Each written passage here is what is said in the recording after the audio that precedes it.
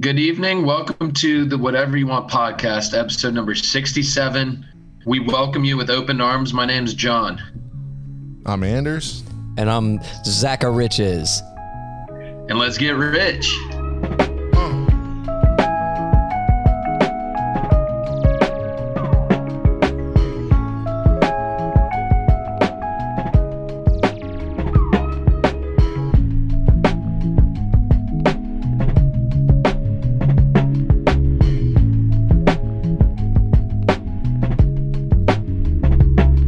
Man. Let's go, JJ. How you been, man?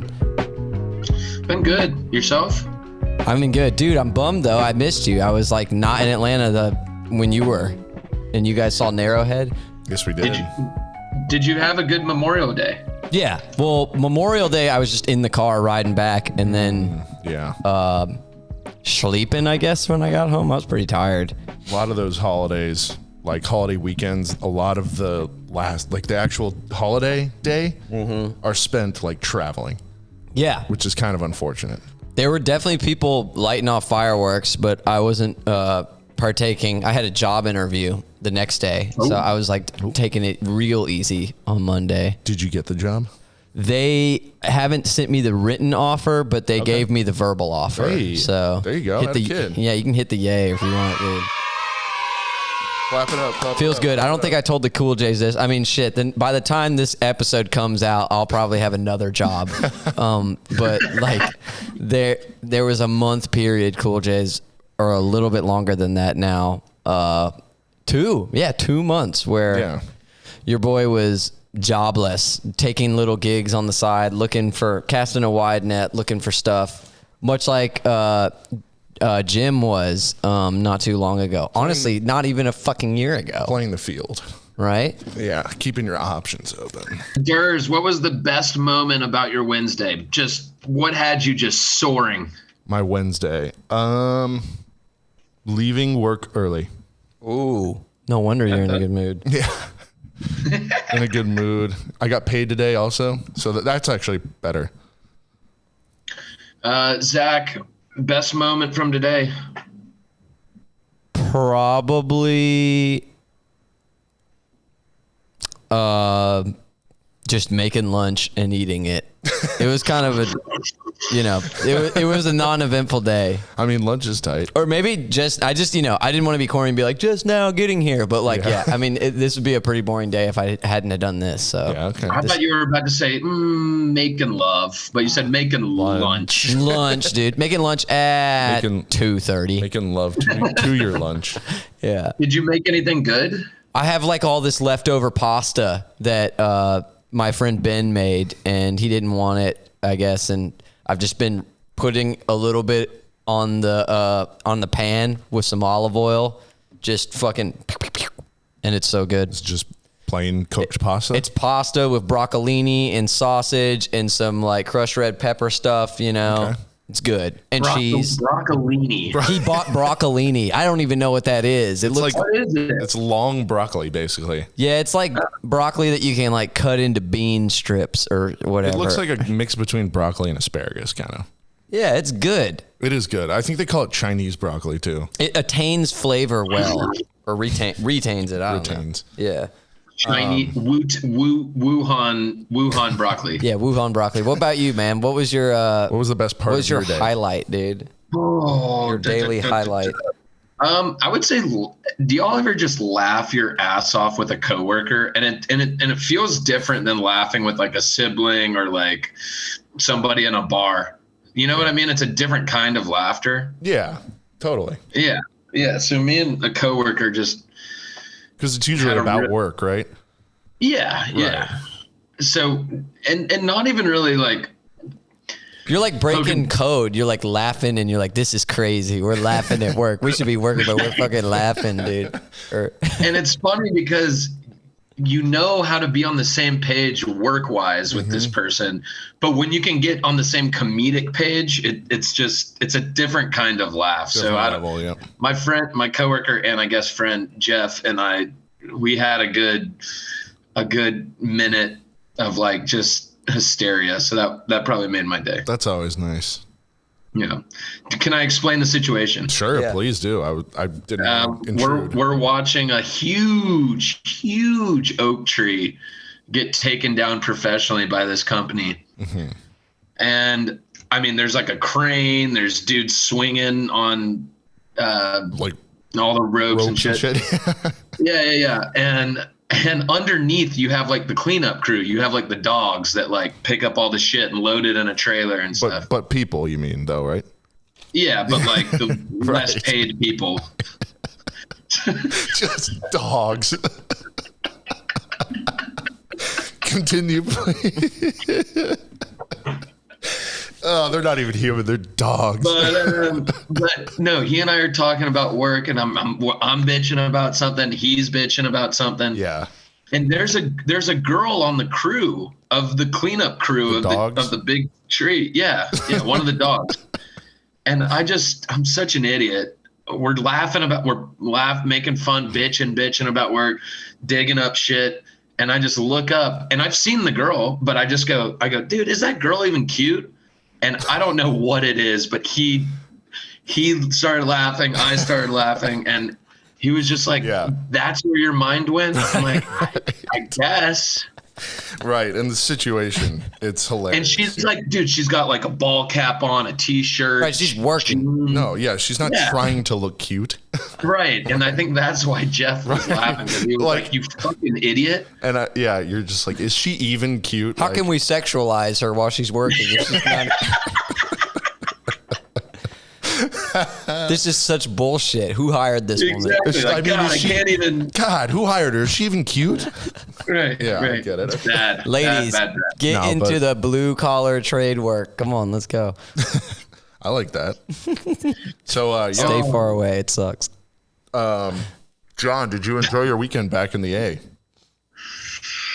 Yes. 2.5 days. It's always great to be back in the A. No pun intended. It's always a trip.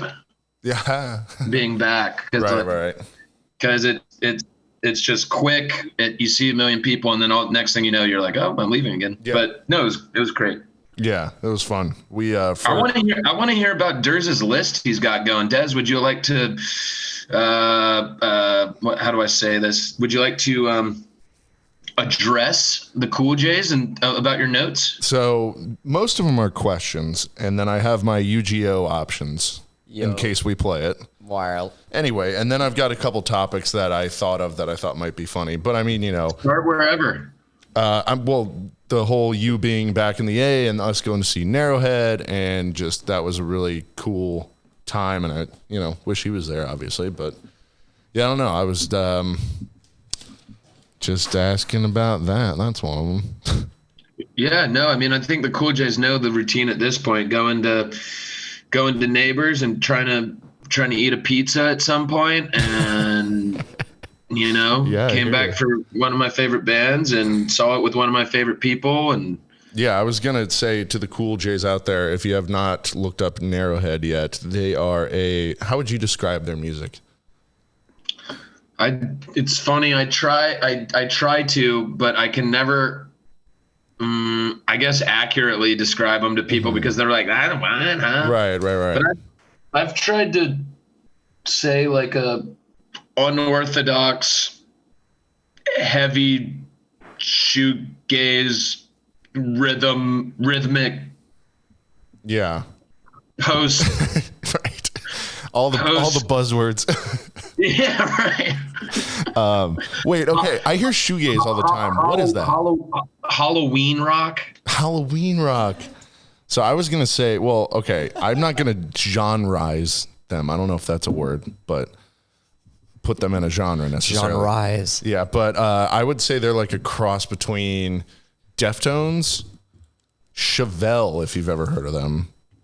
And then I said this to you, or I said this to someone at the show. I was like, their vocal harmonies sound like Good Charlotte a little bit, which is weird. Like it's a little pop punky, but it's very heavy. Shit. It's very heavy. It's very alternative, kind of new metal-y also. But I hear the new metal, definitely. Yeah. I hear the new metal for sure. It was a great show, and I'm very happy you introduced me to them. I think that's why they're kind of they capture so many different listeners. They capture the heavy listeners. They capture the pop listeners. They catch the heavy stuff. They catch the softer, I don't know. I think they appeal to a lot of different people. Yeah, and I think you could tell by the opening acts too, because that first band was like heavy as shit.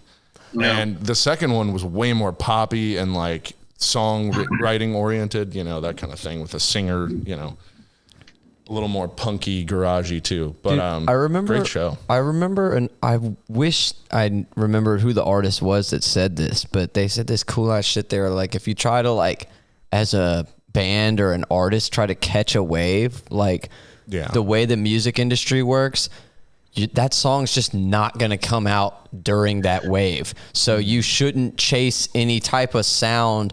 You should just make what you like to make. And that's what's so crazy is like, I bet they're not trying to like catch all these different subgenres, Halloween rock and all that. They're just being themselves, and it's just fire. And you were playing their new record, and I was like, "Damn, this is good." And it's sweet. You said it was like Deftones, and you just said it already. Deftones and Chevelle, and a little bit of Good Charlotte. And a little bit of Good Charlotte, which is like, okay, so now you got the scene shit there, and it's not like they were like, okay, we need to check scene off the list. Like Halloween rock is covered, but like, all right, next song is we're gonna be Linkin Park. No, they don't do that. What is the quintessential for the Cool J's that they haven't listened Narrowhead album? Should they just go into this new one, or I would say JJ? Why don't you go ahead?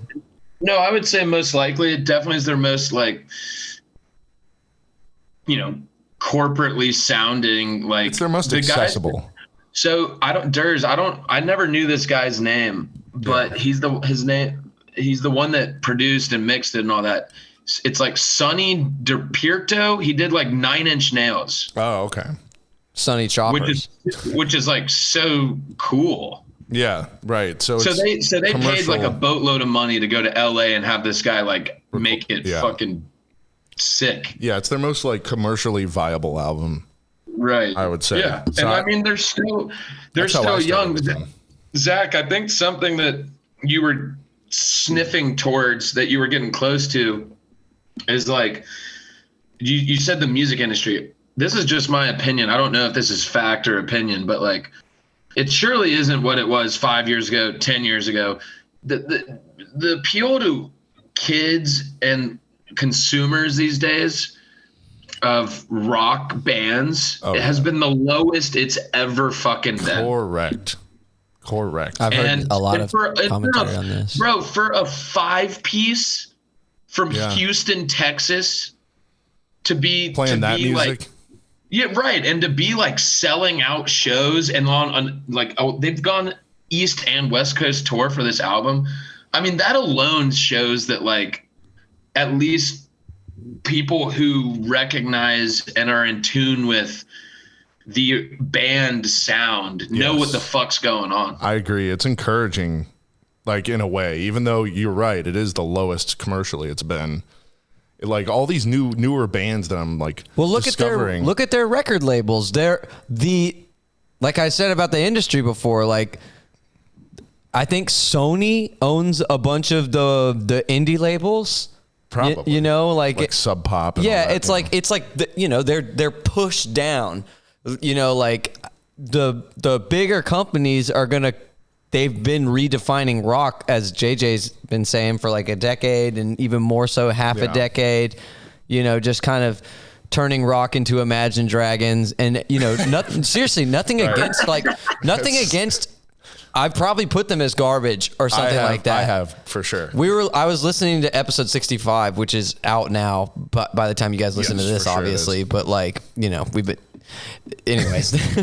taking a while to put stuff out and record. We're glad to be back, but I think that we were talking about this on 65 when we were talking about our bands for our ideal festival. Oh yeah. And it was just like, oh yeah, like Blink-182, like y'all were like, we still listen to them like on a weekly basis, and that's so crazy. And then like Durs, you were like, well, because like you're like, because like I don't like a lot of music coming out right now, I'm always going back. And then I was saying like, like, yeah, and then because you're so fed up with how things are currently, you're like giving stuff from back then a chance more so than you would give a chance for Even now. like the shitty music, like Creed and shit like that.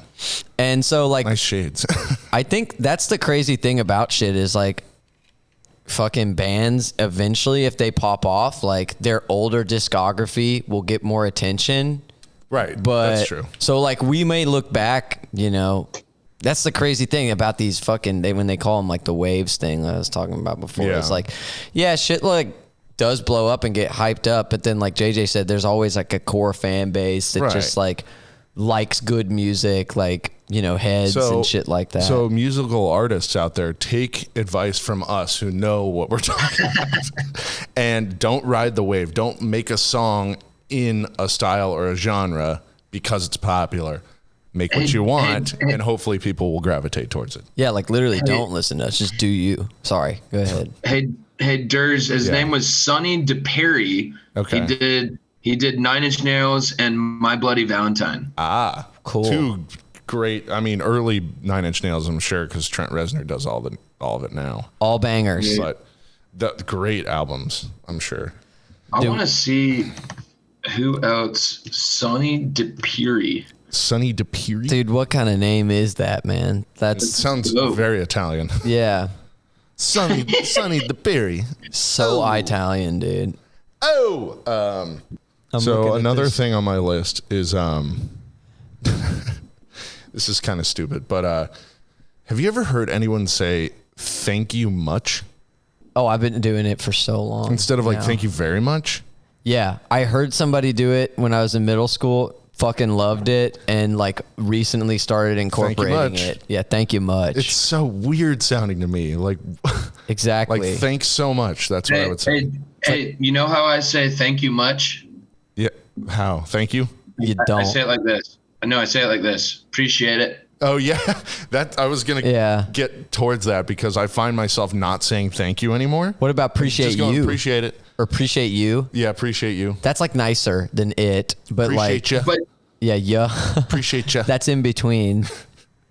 But yeah, appreciate it and like no problem. I definitely throw thank yous towards more Older valued and authoritarian figures. Correct. And I throw appreciate yous towards like people who are in these streets. Yeah, right. Right. Like the gas station attendant. Appreciate it. Like my mom and my boss. Yeah, I'm gonna say thank you. Yeah, I'm not gonna say I appreciate it, Mom. But like bartender, right. girl that kisses me on the cheek, yeah, appreciate it. Thank you much. Who says thank you much? Like I feel like older Southern gentlemen say that was the guy that I saw much. doing it. But see, I say it to them. That's my thing. Thank you much, old Thank fuck. you much. Some guy signed off his email saying thanks much.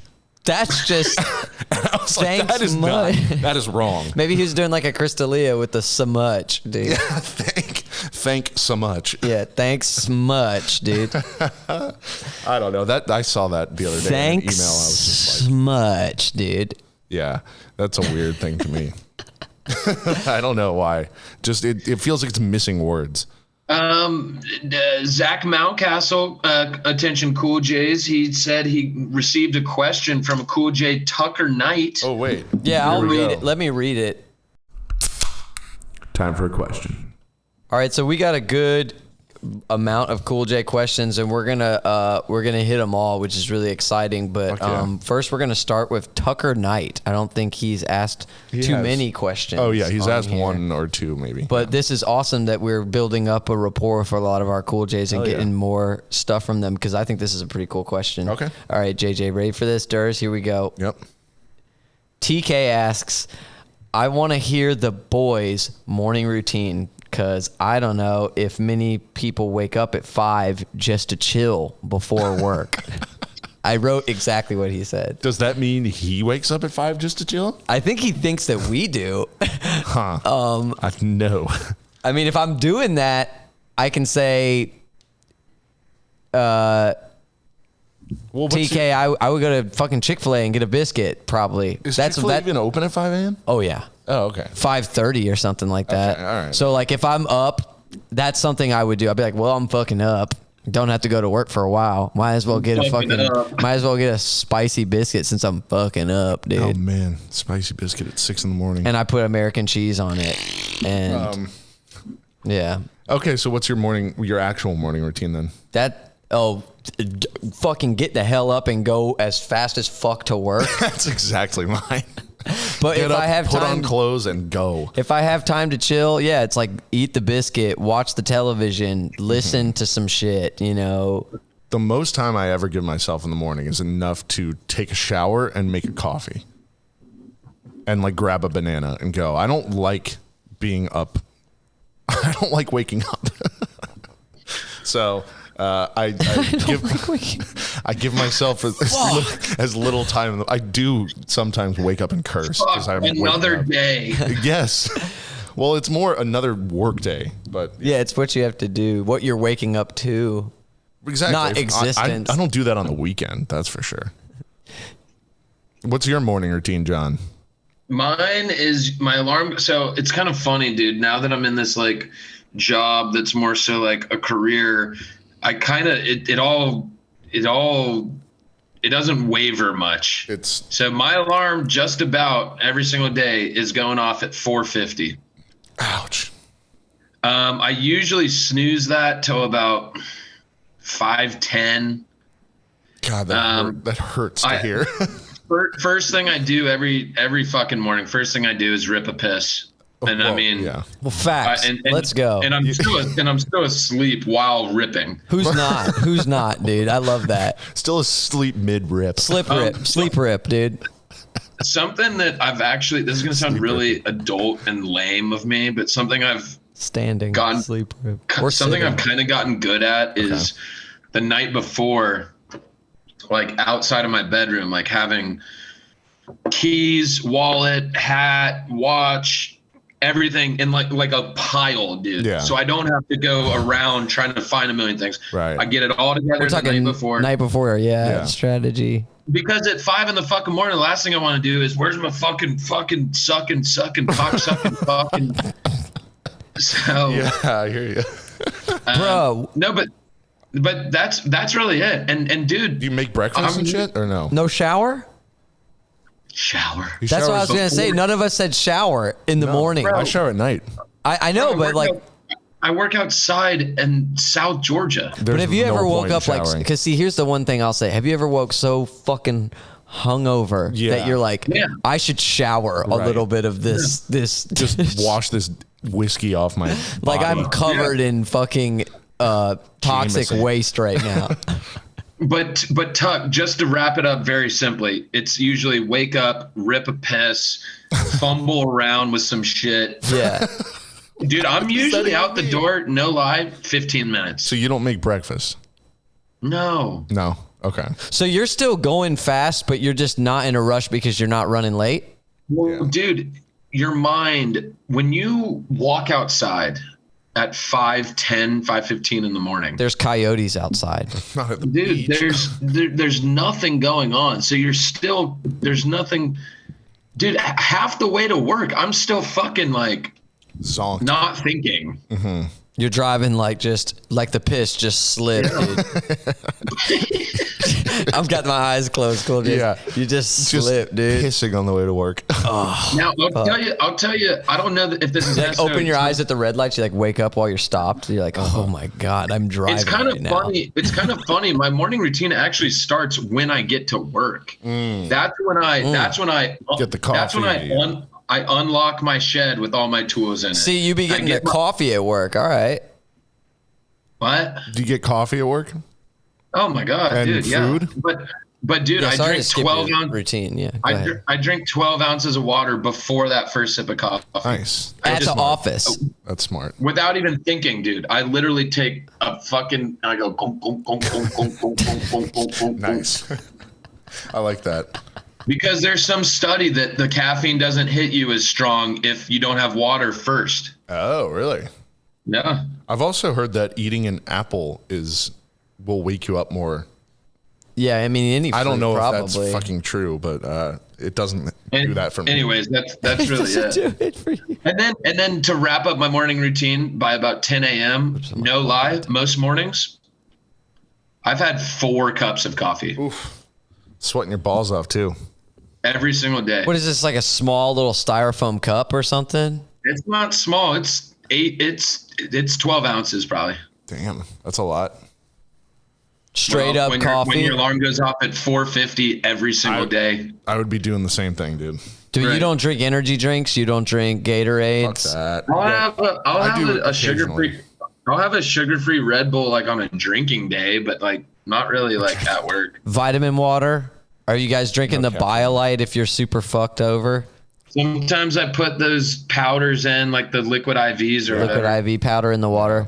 That's a lot more tolerable than the BioLite. I drank BioLite one time because I thought I BioLite. needed it. Well, I mean, I was so hungover that I couldn't even tell how well it worked because it was just it worked enough, I guess. But I was didn't like, do is this anything. placebo effect? Because I feel like shit right now. I know Like- exactly what you mean. I mean, it's not going to cure your hangover. Yeah. Right?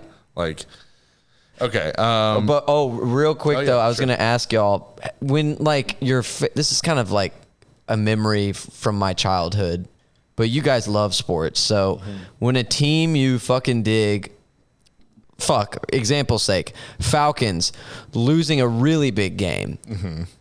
You wake up in the morning and you have like a weird, like in that, you know, especially when you got to go to work or something like that, that like mental haze of like, did that happen? You know, I know what you mean. you're like, did it not go my way? I don't know. Like I used to get that sometimes- feeling when I was a kid. I'd like wake up, you know, this was like when I was a child. So I wasn't like hungover, but I feel like it felt like a hangover. I feel like it's because like, it was like an anger hangover. yeah. An anger over. I know what you like, especially that fucking Super Bowl we blew to the Patriots. Whew. That next morning, I mean, I was also alcohol hungover too, but Yeah, right. That's the thing is like you kind of like the night takes a turn as an adult when something like that happens. and then when you win a big game and you wake up the next day, sometimes you're still on that high. yeah, you're on the high. Thank you, Tuck, for writing in the question. Yeah, it's crazy. Yeah. Let's ask Cool, another. Jace, tell us what y'all like to do in the morning. Yeah. We'll shout you out. We'll get tons of those. So we're gonna do another question. Are you ready, JJ? Zach will listen off camera and join us. Yes. All right. This one is from Blast from the Past name here, Michael Kokoska. Oh, I don't know if you remember that name. Well, it sounds like you do, but I think I don't think you have to ask. yeah. So high school buddy of mine and elementary school buddy of mine, he asks, if you had 6 months to live, what would you stop doing and what would you start doing? Pretty deep. Well, let's see. Considering June 1st is what? Tomorrow. Mm-hmm. So June, July, August, September, October. At the end of November, Yeah. it's over. Yeah. Mm-hmm. You have 6 What months would to I live. what would I start doing and what would I stop doing? Correct. I would stop completely giving a fuck what people think about me. There you go. All right. I like that. and I would start probably writing letters to all my loved ones. That's a good one. I like that. Zach, do you want to go next?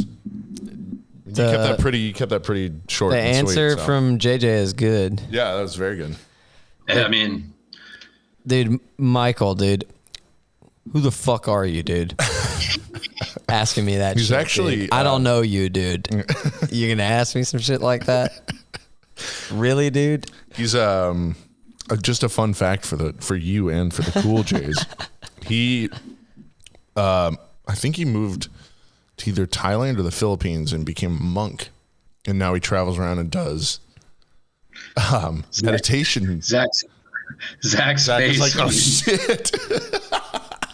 No, he's a funny and a cool guy, so he gets the humor, and that's why he wrote it. Yeah. No, I'm not like rolling my eyes at like what he does. I'm just you were like shocked because that was not what you were expecting. Cool, dude. Yeah. Did he change his name to Michael? No. His name is Michael Kokoska, and he has some name I can't pronounce. No, sorry, Michael. Well, hey, we got to give him his. What's your real name now, dude? Happy Feet? What is it? Happy Post. All right. You know what? Just answer the question. Happy Post. We're going to name the episode Happy Post, JJ. So your mom will listen to it. So, Zach. Okay. Michael asks, if you had 6 months left to live, what would you stop doing and what would you start doing? And like JJ said, the end of November. So exactly when I turned 30 in this case scenario. Yeah. Dude, maybe end it earlier. I don't know. Fucking go out crazy, you know? Oh, okay. Like 6 months is not that long and also is long at the same time. And like I said, I'm not going to be in my 20s anymore, and that's bittersweet, right? Yeah, it might even be so bitter and sweet that you might consider one over the other. For me lately, it's been bitter. I don't want to leave my 20s. I hear it, but from two guys in their 30s or at 30, it's not that bad. It's not that different. No, but dude, it's just my birthday is like 2 days before the thing. So it would be like birthday, fucking all right, so drive as fast as possible. So okay, you know? Right, exactly. So if you were gonna like speed up the process, what would you stop doing and what would you start doing specifically? I would just live real good, like how JJ said, not give a fuck with how people think, not give a fuck what credit card companies think. Just I hear that. Just spending just that money, dude. Figuring out the cheap way to like make the credit score look good, but like do all the wrong shit, dude. I got people that will help me out with that. You know, I'll just tell them the deal. Like, dude, don't, you know, it might fuck somebody over though. Who does your credit card debt go to when you die? They don't just like let it go. They like come after your family. I know. Maybe. That's definitely how it works. But who cares? You're gonna be dead anyway. They don't come after your family? Rebecca says no, you're good. So if you're in a bunch of debt, kill yourself. No, I'm just kidding. Dude, run it up for sure. If you're in a bunch of debt, if you're gonna die, dude, go into a bunch of debt. Stop giving a fuck what credit card companies think. That's a much better way of saying it. Yeah, and definitely go into debt. Michael, you should consider that if that's what's happening to you. He's not gonna die. No, hey, look, dude. Yet. I know you can't see, but that's the thing. When you turn monk, like I think it's like a very anti-materialistic thing. Definitely. But see, I'm so anti-materialistic, Michael, that I would say that we need to, you need to make a statement financially that you don't have to ever answer for, Not a bad answer. 6 months, dude, you could accrue so much debt. You could go to every country in the world and buy a couple apartments, dude. And cars. So what I would do in 6 months, more than a couple, I would stop spending any days sitting on my couch watching TV. Oh, I thought you were going to say at work. Well, of course not. No, that's a given. No, I would quit my job, and I also wouldn't like just lounge around.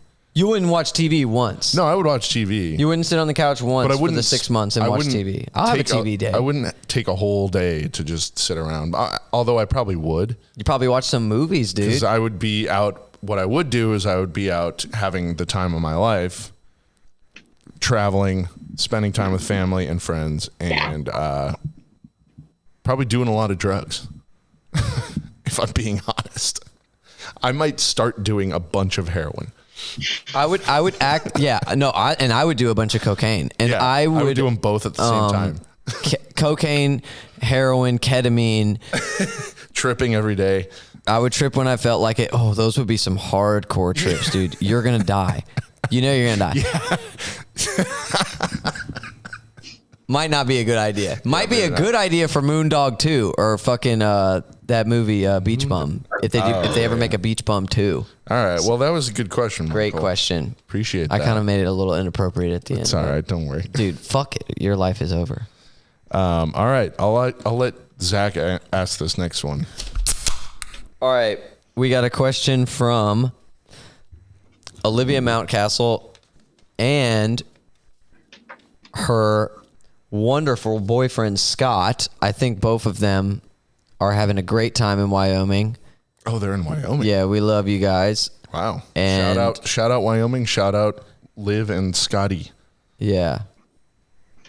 Has anyone ever had a crazy landlord? What is the most wild thing you have had a landlord do? Okay, so we're talking, they're probably Crazy landlords. They're probably thinking about crazy landlords, and they want our stories. And JJ probably has some good ones. I was gonna say John might, and you might from New York or something. Yeah. I don't have too many. The craziest landlord experience I had was we asked to re-sign the lease. He said, "No, I sold the house. You guys got to move." Was that in Miami? No, that was here on Logan Street.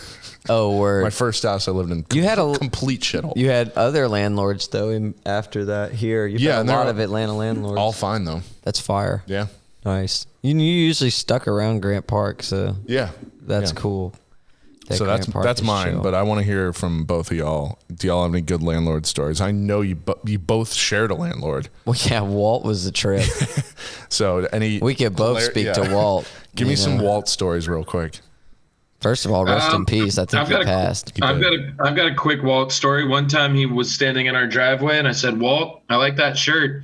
And he looked down at his own shirt and he looked back at me and goes, "Yeah, well, you can't have it." That is the best story. That is literally the best.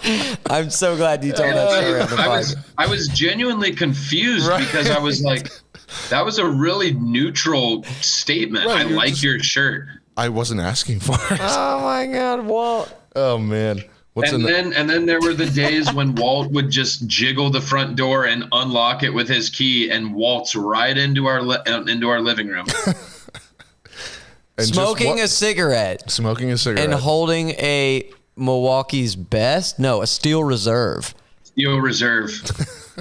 Let's put some respect. What would he do? Would he just chill? Dude, he would let that ash hang about an inch until it would just fall on the floor, and he would talk to us. Wow. Since he was the landlord, he'd be like looking in all the nooks and crannies and checking out the ceiling. And we're watching like The Simpsons. Right. Of course. Just like, what? Dude, that reminds me of my good one because it starts with that. So you were probably at home from work or maybe not yet. I don't know. I was at school and I stayed later than usual because there was a fucking eclipse or whatever. So everybody was looking at that shit. And I came home and Walt's walking out of the house. He's closing the door. He had just been in the house. And I'm like, okay, like nobody was home. Maybe Jay was home, but Jay probably didn't notice if he did something in my room. Right. And that's exactly like, I didn't think, he just was like, I'm trying to just go inside. And he's like, I was just in your room, son. I'm like, what in the fuck? And he's like, don't worry. I didn't do anything to it. I just had to move a bookshelf out of the way for a circuit board was in there. Oh. And he was fucking with shit.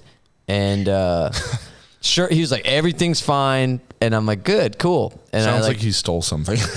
Oh, dude. I went into my room. The bookcase was on my bed. No. The books were everywhere. You're kidding. No, oh my dude. God. I was like, this dude just threw my bookshelf, dude. Oh my God. Wow. And I never talked to him about it. I just put it back together. And I was like, every time I left, I just locked the door to my room. Yeah, that's smart. Yeah. I was like, this dude can't come in here. Oh my goodness. Yeah. Any other different landlords that have been crazy? I got threatened one time by one, but JJ, you got to tell me some because you moved a lot after we moved out too. No, I don't think. No, not really. Nothing crazy, really. Probably more crazy roommate than crazy landlord. Yeah. What's your crazy landlord story then? I mean, so bad, dude. She was like knocking on the door, like threatening to get her son to come kill me. Why? Because she was just insane, dude. What did you do? Dude, she's one of those people. This was in New York. I didn't do anything, dude. Literally, our front door broke. This is what happened. And again, I didn't do anything. Our front door broke to a building that like a bunch of people live in, a bunch of drunk people who fight and slam the door all night. And I just like work for Habitat, and my roommate told the landlord that it was me. What the fuck? So this lady is like fucking saying she's gonna get her son to come kill me, and then I had to like tell her. Was she hot?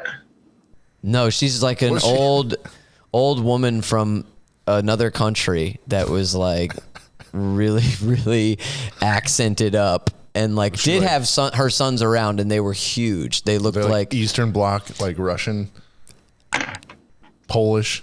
I don't want to bring up the war, but you know what I mean. Like it's people that look like that might have some pretty strong opinions about the war.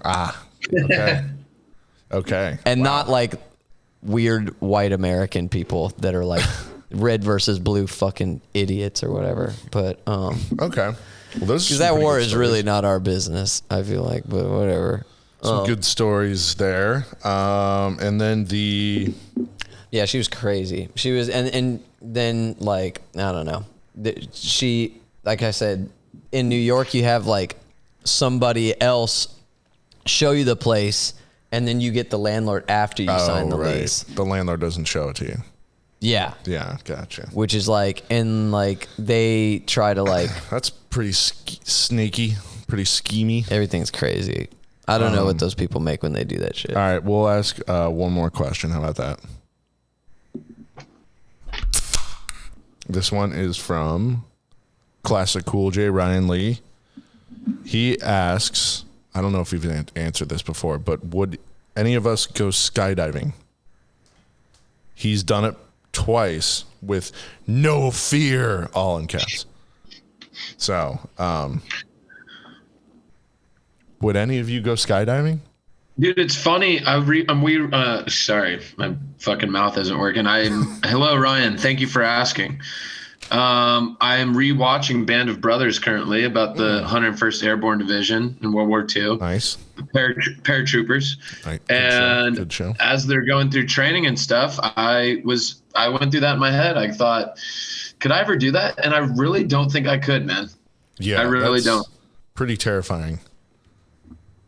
I mean, I have no problem flying, but jumping out of a flight, it's a little different. I mean, I might, but I'm not going to choose to. So then I probably won't.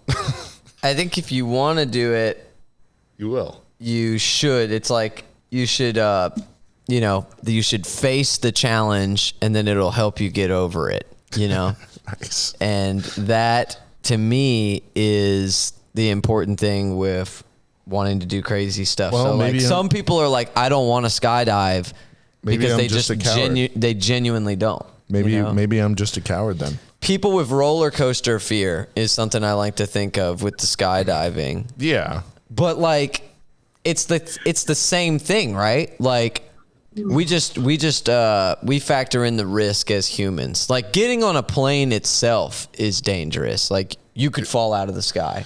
Yeah, it's happened. It's statistically, it's way less dangerous though. You go on a roller coaster, you could die. I just watched a documentary about a fucking water park place in Jersey that was love that documentary. Crazy. Class Action Park, because it was called Action Park, and people were drowning in the fucking wave pool. People were falling off of the Alpine slide that was going under a highway and just hitting rocks and just dying, and fucking people were jumping into very, very cold water that was natural and like spring shallow water, and getting frostbite in the middle of the summer. It's crazy. Or hypothermia or That's whatever. a really good documentary. That's Cool J's watch it. It's on HBO, I think, right? It was like a Trump Wall Street guy was he was got pulled out in the you saw the documentary. They say at the beginning he got pushed out of that Wall Street world because he was so fucked up. Right. Like he was like a Wolf of Wall Street guy, and they're like